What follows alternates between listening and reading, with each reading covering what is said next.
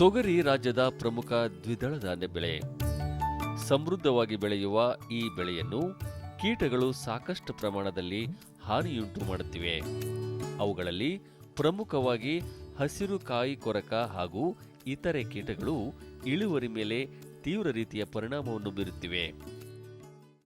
ತೊಗರಿ ನಮ್ಮ ಭಾಗದ ಒಂದು ಪ್ರಮುಖವಾಗಿ ಬೆಳೆಯಾಗಿದ್ದು, ತೊಗರಿಯಲ್ಲಿ ಅನೇಕ ಕೀಟಗಳ ಬಾಧೆ ಕಂಡುಬರ್ತದೆ. ಅದರಲ್ಲಿ ಪ್ರಮುಖವಾಗಿ ಇರತಕ್ಕಂಥದ್ದು ಅಂದರೆ ಹಸಿರು ಕಾಯಿ ಕೊರಕ ಆಗಿರ್ಬೋದು, ಮರುಕ ಕೀಡೆ, ರಸ ಹೀರುವ ತಿಗಣೆ, ಕಾಯಿ ನೊಣ, ಹಿಂಗೆ ಅನೇಕ ಕೀಡೆಗಳು ಬರ್ತವೆ. ಈ ಒಂದು ಕೀಡೆಯಲ್ಲಿ ಅತಿ ಪ್ರಮುಖವಾಗಿ ಕಂಡು ಬರ್ತಕ್ಕಂಥದ್ದು ಅಂದರೆ ಹೆಲಿಕೋವರ್ಪ ಅರ್ಮಿಜರ ಅಥವಾ ಹಸಿರು ಕಾಯಿ ಕೊರಕ ಕೀಟ ಅಂತೇಳಿ ಹೇಳ್ತಾರೆ. ಈ ಒಂದು ಕೀಟ ನಿರ್ವಹಣೆಗಾಗಿ ರೈತರು ಯಥೇಚ್ಛವಾಗಿ ಕೀಟನಾಶಕಗಳನ್ನು ಸಿಂಪಡಣೆ ಮಾಡ್ತಾ ಇದ್ದಾರೆ.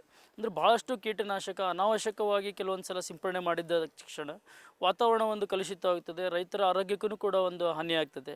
ಅದಕ್ಕೆ ಪರಿಸರ ಸ್ನೇಹವಾದಂಥ ಒಂದು ಕೀಟನಾಶಕಗಳನ್ನು ನಾವು ಸರಿಯಾಗಿ ಉಪಯೋಗ ಮಾಡಿಕೊಂಡು ಅಥವಾ ಪರಿಸರ ಸ್ನೇಹ ಇರತಕ್ಕಂಥ ಕಾರ್ಯಕ್ರಮಗಳನ್ನು ನಾವು ಹಾಕ್ಕೊಂಡಪ್ಪ ಅಂದರೆ ಯಥೇಚ್ಛವಾಗಿ ಕೀಟನಾಶಕಗಳನ್ನು ಸಿಂಪಡಣೆ ಮಾಡೋದನ್ನು ತಡೆಗಟ್ಟಬಹುದು. ಕೃಷಿಕರು ಸಸ್ಯ ಸಂರಕ್ಷಣೆ ಪೂರ್ವದಲ್ಲಿ ಆರ್ಥಿಕ ನಷ್ಟದ ಪ್ರಮಾಣವನ್ನು ಅರಿಯಲು ಸರಳ ರೀತಿಯ ಸಮೀಕ್ಷೆಗಳನ್ನು ಕೈಗೊಳ್ಳುವುದು ಅವಶ್ಯಕ. ಇದನ್ನು ಅಳೆಯಲು ಮೋಹಕ ಬಲೆಗಳು ಸಹಕಾರಿಯಾಗಲಿವೆ. ಪ್ರಮುಖವಾಗಿ ಹಸಿರು ಕಾಯಿ ಕೊರಕದ ಹುಳದ ಒಂದು ನಿರ್ವಹಣೆಗಾಗಿ ನಾವು ಬಂದೆವಪ್ಪ ಅಂತ ಹೇಳಂತಂದರೆ, ಮುಖ್ಯವಾಗಿ ಇದು ಹೂ ಆಡುವ ಒಂದು ಹಂತದಲ್ಲಿ ತನ್ನ ತತ್ತಿಗಳನ್ನಿಟ್ಟು ಮುಂದೆ ಮರಿ ಹುಳುಗಳಾಗಿ ಆಮೇಲೆ ಕೋಶ ಆಗಿ ಆಮೇಲೆ ಒಂದು ಪಾತ್ರಗಿತ್ತಿ ಆಗ್ತದೆ. ಈ ಥರ ಒಂದು ಅದರದ್ದು ಜೀವನ ಚರಿತ್ರೆ ಇರ್ತದೆ. ಅದಕ್ಕೆ ಪ್ರಮುಖವಾಗಿ ಇದು ತತ್ತಿ ಆಡುವ ಒಂದು ಹಂತ ಅಂತ ಹೇಳಂತಂದರೆ ಯಾವಾಗ ಮೊಗ್ಗು ಇರುತ್ತದೆ ಅಥವಾ ಹಳದಿ ಹೂವು ಬರುತ್ತದೆ, ಆ ಒಂದು ಸಮಯದಲ್ಲಿ ಇದು ಪಾತ್ರಗಿತ್ತಿ ತನ್ನ ತತ್ತಿಗಳನ್ನು ಇಲ್ಲಿ ಮೊಗ್ಗಿನ ಮೇಲೆ ಇಡ್ತದೆ. ನಂತರ ಈ ಒಂದು ಸಮಯದಲ್ಲಿ ನಾವು ನಿರ್ವಹಣೆ ಮಾಡಿದೆವಪ್ಪ ಅಂದರೆ ಅತಿ ಹೆಚ್ಚು ಒಂದು ಪರಿಣಾಮಕಾರಿಯಾಗಿರ್ತೈತಿ ಅಂತೇಳಿ ಹೇಳ್ಬೋದು, ಕಡಿಮೆ ಖರ್ಚಿನಲ್ಲಿ. ಹೆಂಗಪ್ಪ ಅಂದರೆ ನಾವು ಸಮೀಕ್ಷೆ ಮಾಡಿ ನೋಡಿ, ಸಮೀಕ್ಷೆ ಮಾಡಲಿಕ್ಕೆ ಉಪಯೋಗ ಮಾಡ್ತಕ್ಕಂಥದ್ದು ಅಂತಂದರೆ ನಾವು ಮೋಹಕ ಬಲೆ ಅಂಥೇಳಿ ಕರಿತೀವಿ. ಇದು ಒಂದು ಆಕರ್ಷಕ ಲಿಂಗಾಕರ್ಷಕ ಒಂದು ಅಂತ ಹೇಳ್ಬೋದು.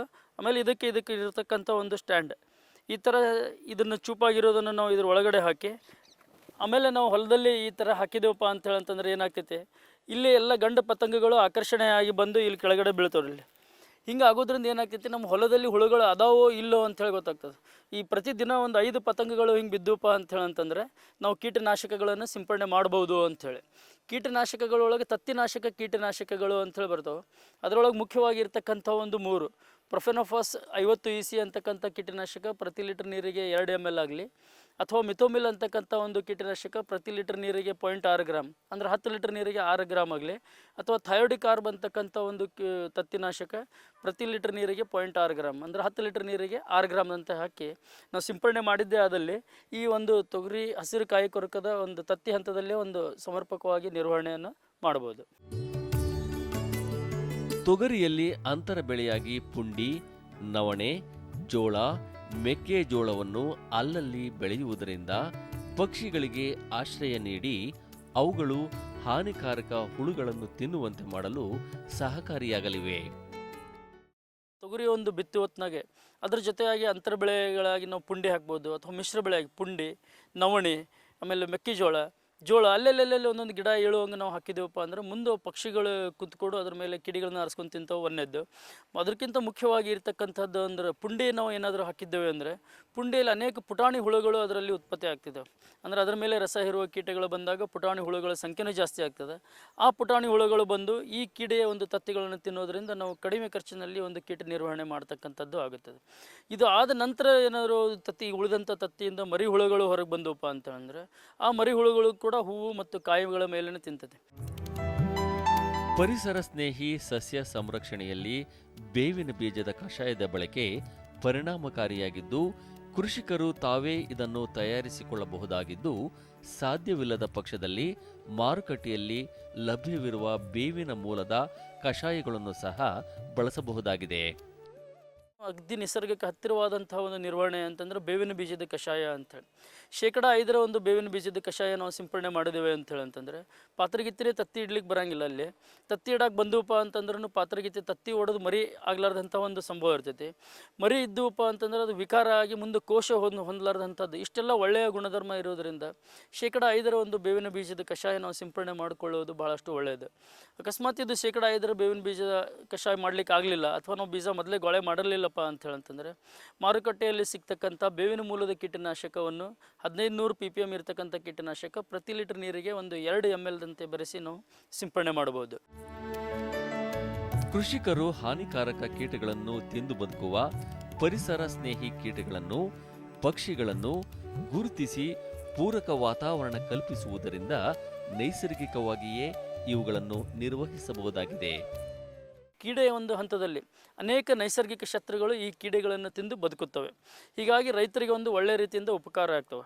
ಅದಕ್ಕೆ ನಾವು ಇಂಥ ರೈತ ಮಿತ್ರ ಕೀಟಗಳು ಯಾವುವು ಅಂತೇಳಿ ಗುರುತಿಸಿ ಮಾಡ್ಕೊಳ್ಳೋದು ಒಳ್ಳೆಯದು. ಅದೇ ರೀತಿಯಾಗಿ ಪುಂಡಿ ಮೇಲೆ ಬರ್ತಕ್ಕಂಥ ಈ ಮಿತ್ರ ಕೀಟಗಳು, ಅದರಲ್ಲಿ ಪ್ರಮುಖವಾಗಿರ್ತಕ್ಕಂಥದ್ದು ಅಂದರೆ ಕರಿ ಇರುವೆ. ಕರಿ ಇರುವೆ ಕೂಡ ಈ ಕೀಡೆ ಮತ್ತು ಕೀಡೆ ತತ್ತಿಗಳನ್ನು ತಿಂತೈತೆ.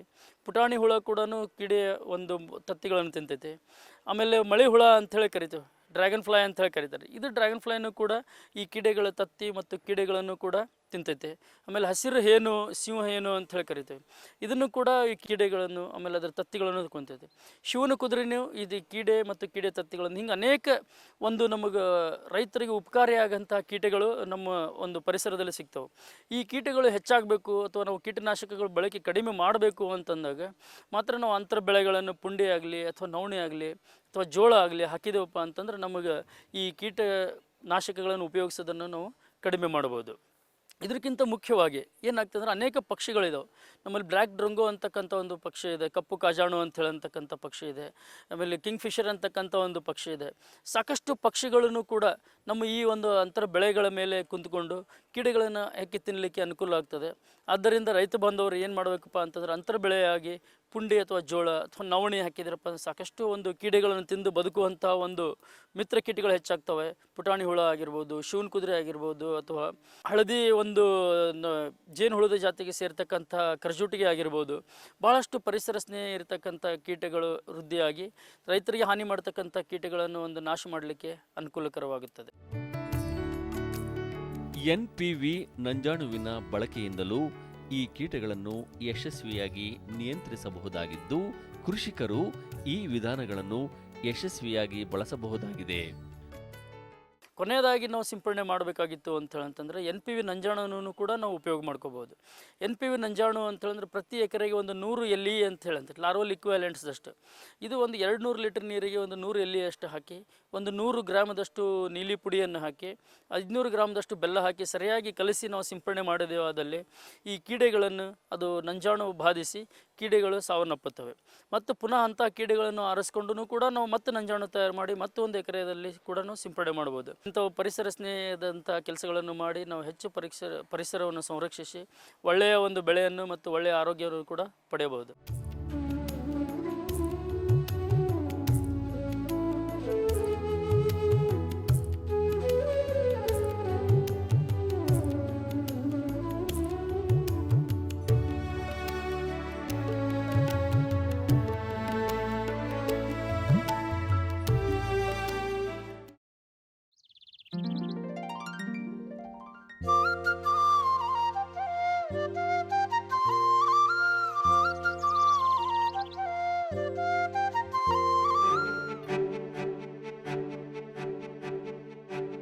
ತಂತ್ರಜ್ಞಾನದ ಪ್ರಗತಿಯಿಂದಾಗಿ ಯುವಜನಾಂಗ ಹೆಚ್ಚೆಚ್ಚು ನಗರಗಳೆಡೆ ವಲಸೆ ಸಾಗಿದ್ದರೆ, ಅದಕ್ಕೆ ವ್ಯತಿರಿಕ್ತವಾಗಿ ಮಾಹಿತಿ ತಂತ್ರಜ್ಞಾನ ಉದ್ಯೋಗಿಯಾದ ಹರೀಶ್ ಅವರು ಕೃಷಿಯತ್ತ ಒಲವು ತೋರುತ್ತಿರುವುದು ವಿಶೇಷವಾಗಿದೆ.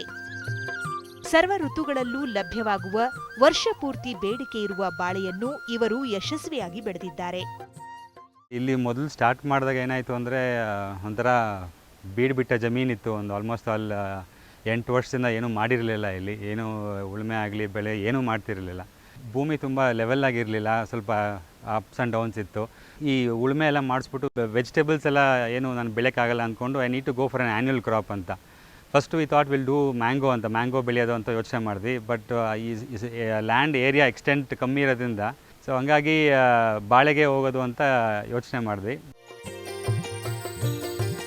ಮೂಲತಃ ಕೃಷಿಕರಲ್ಲದಿದ್ದರೂ ತಮ್ಮ ಉದ್ಯೋಗದ ಜೊತೆಗೆ ಅನುಭವಸ್ಥರ ಮಾರ್ಗದರ್ಶನದಲ್ಲಿ ಕೃಷಿ ಕೈಗೊಂಡಿರುವುದು ಶ್ಲಾಘನೀಯ.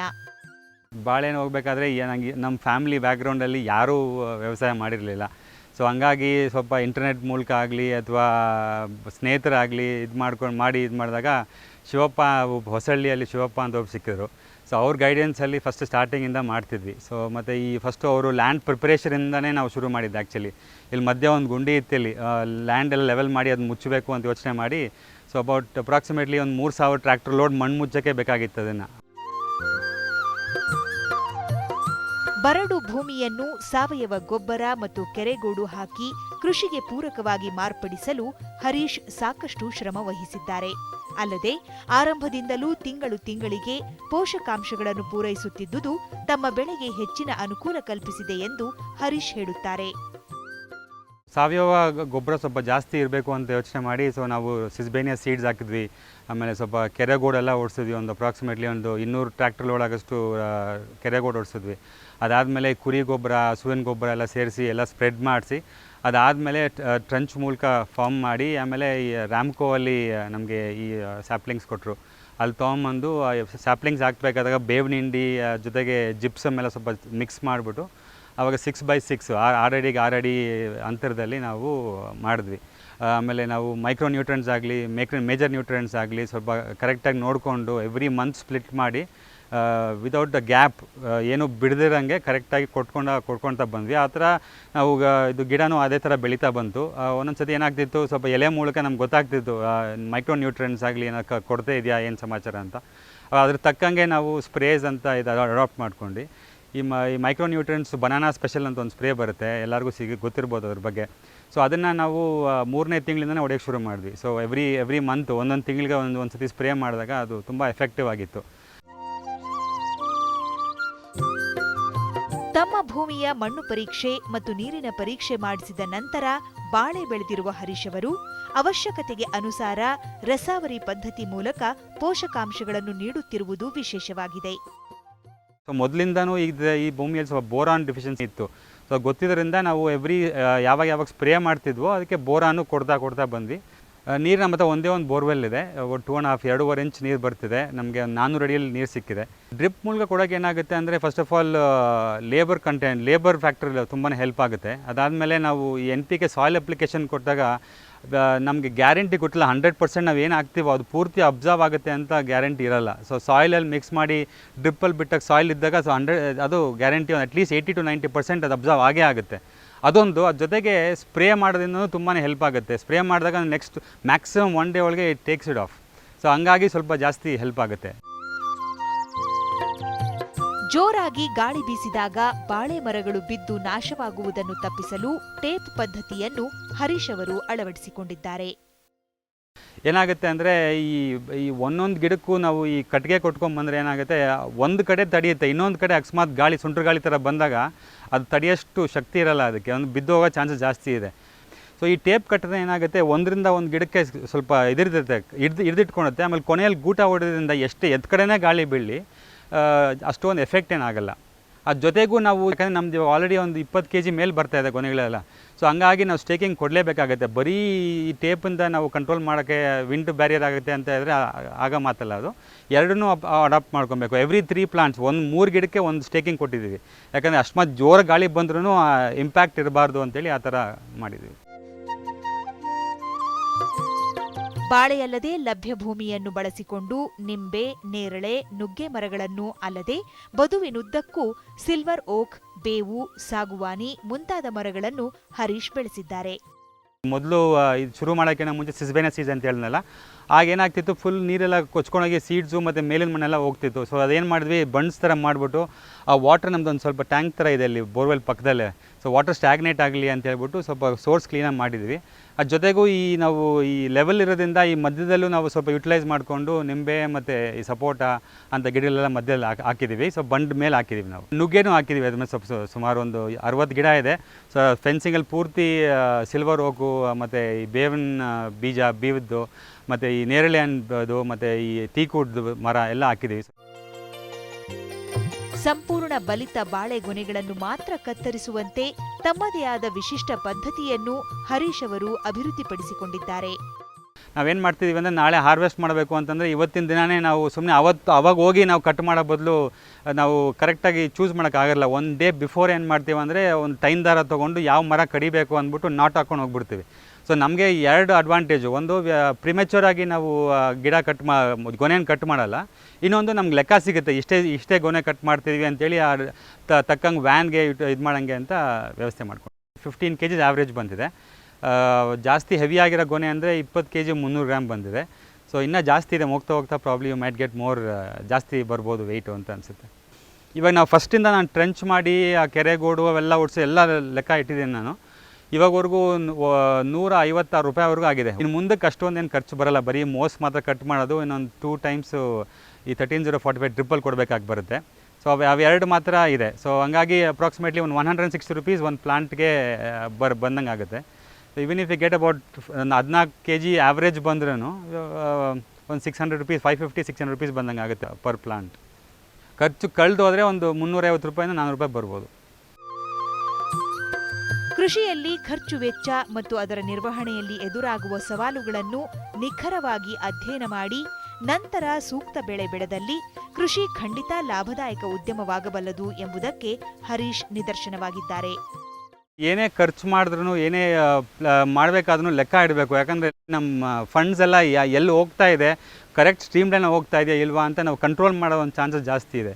ನಾವು ಏನು ಮಾಡಬೇಕಾದ್ರೆ ಅದರಿಂದ ಹಿನ್ನೆಲೆ ಯಾವ ಥರ ರಿಸ್ಕ್ಸ್ ಆಗಲಿ, ಏನು ಪ್ರಾಬ್ಲಮ್ ಬರ್ಬೋದು ಅಥವಾ ಏನು ಅನಾಹುತ ಆಗ್ಬೋದು, ಅವೆಲ್ಲ ಯೋಚನೆ ಮಾಡಿ ನಾವು ಅದನ್ನು ಕ್ರಾಪನ್ನು ಸೆಲೆಕ್ಟ್ ಮಾಡಬೇಕು. ಇನ್ನೊಂದು ಮಾರ್ಕೆಟ್ ರೇಟು, ಯಾವ ಟೈಮಲ್ಲಿ ಹಾಕಿದ್ರೆ ಈಲ್ಡಿಂಗ್ ಬರ್ಬೋದು, ಆ ಬಂದಾಗ ಅಪ್ರಾಕ್ಸಿಮೇಟ್ಲಿ ರೇಟ್ ಎಷ್ಟಿರ್ಬೋದು ಅಂತ ನಾವು ಅಸೆಸ್ ಮಾಡ್ಬೋದು. ವಿದ್ಯಾವಂತ ಯುವಕರು ಶ್ರದ್ಧೆ ವಹಿಸಿ ಕೃಷಿ ಕೈಗೊಂಡಲ್ಲಿ ಸ್ವತಂತ್ರವಾಗಿ ಸ್ವಉದ್ಯೋಗ ಸೃಷ್ಟಿಸಿಕೊಳ್ಳಬಹುದು ಎಂಬುದಕ್ಕೆ ಹರೀಶ್ ಮಾದರಿಯಾಗಿದ್ದಾರೆ. ಬೆಳಗ್ಗೆ ನಾವು 8:30-9 ಗಂಟೆ ಶುರು ಮಾಡಿದ್ರೆ ರಾತ್ರಿ 11 ಗಂಟೆ ಆಯಿತು, 12 ಗಂಟೆ ಆಯಿತು. ಏನದು ಸುಮ್ಮನೆ ಒಂಥರ ಆಟೋಮೇಟೆಡ್ ಲೈಫ್ ಅಂತ ಒಂಥರ ಕೀ ಕೊಟ್ಟಂಗೆ, ಇದೇ ಮಾಡಬೇಕು ಅದೇ ಮಾಡಬೇಕು. ನಮ್ಮದು ಪ್ರಯೋಗ ಮಾಡೋದಾಗಲಿ ಟ್ರೈ ಮಾಡೋದಾಗಲಿ ನಮ್ಗೆ ಅಂಥ ಆಪ್ಷನ್ ಏನು ಸಿಗೋಲ್ಲ. ಇಲ್ಲಿ ಬಂದ್ಬಿಟ್ಟು ಒಂಥರ ಈ ಹಸಿರಾಗಲಿ, ಇವ್ರ ಜೊತೆ ಈ ವಿಲೇಜ್ ಜೊತೆ ಇದು ಮಾತಾಡೋದಾಗಲಿ ಅಥವಾ ಈ ಗಿಡ ನೋಡಿ ಸಂತೋಷ ಜಾಸ್ತಿ ಸಿಗುತ್ತೆ.